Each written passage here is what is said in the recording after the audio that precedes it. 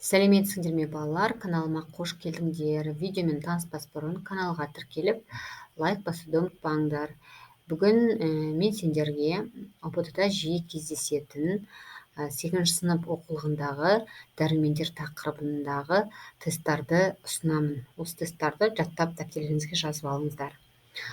К дәрумені көп кездеседі. Қалақайда, шпинатта, сәбізде, асқабақта. ПП дәрумені жетіспесе туындайтын ауру пелагра. Бала ағзасына В2 дәрумені жеткілікті түспеуінің белгілері: өсуі тоқтайды.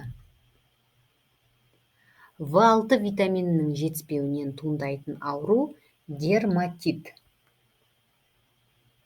В12 витамині жетіспесе пайда болатын ауру анемия. Немесе қанасық дейміз. Ағзаның темірді пайдалануына, эритроциттердің жетілуіне әсер ететін витамин В6. ПП дәрумені болатын өнімдер ол қара нан. В12 витаминінің ағзаға әсері қан түзілу үшін қажет. Майда еритін витамин Е витамині. Яғни бұл бір тесті осы жауап қана келіп тұр. Қазір басқа варианттарында айтамыз біз. Суда еритін витаминдер С және ПП витаминдері. Тіршілік етуге қажетті органикалық заттарды біз витаминдер деп атаймыз. Яғни вита деген өмір деген сөзден шыққан. К дәруменінің жетіспеуінің белгісі қан жоғалту. Ымыртта және түнде жақсы көруге әсер ететін витамин А витамині. В1 дәруменінің А витаминозынан туындайтын ауру бери-бери. А дәрумені жетіспеуінен пайда болатын ауру ақшам соқыр. А витаминоздың алдын алу фармацевтикада шығарады, яғни поливитаминдерді. Д дәрумені жетіспеуінен туындайтын ауру түрі мешел. Оны рахит деп атаймыз. С дәруменінің жетіспеуінен туындайтын ауру түрі цинга.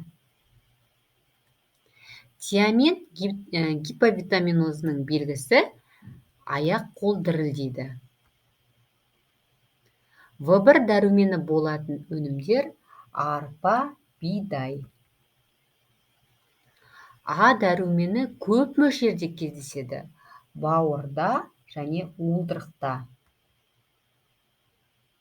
С дәрумені көп мөлшерде кездесетін өнімдер ол қырыққабат және лимон. Д дәрумені көп мөлшерде кездеседі, ол атлант май шабағында. Күн дәрумені Д витамині. Майда еритін витамин К-да.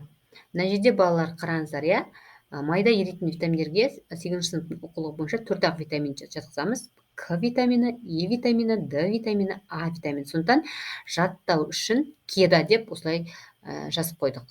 Жаттағанда үлкен ыңғайлы. Қалған витаминдердің барлығы олар суда еритін витаминдер болып келеді. Дәрумендерді 1880 жылы ашқан орыстың ғалымы Лунин. Тыңдағандарыңызға рахмет балалар.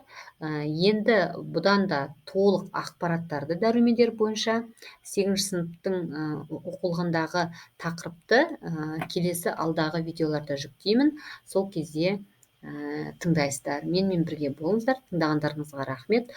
Алдыда тағы да басқа бөлімдер бойынша тест сұрақтарын шығарып отырамын.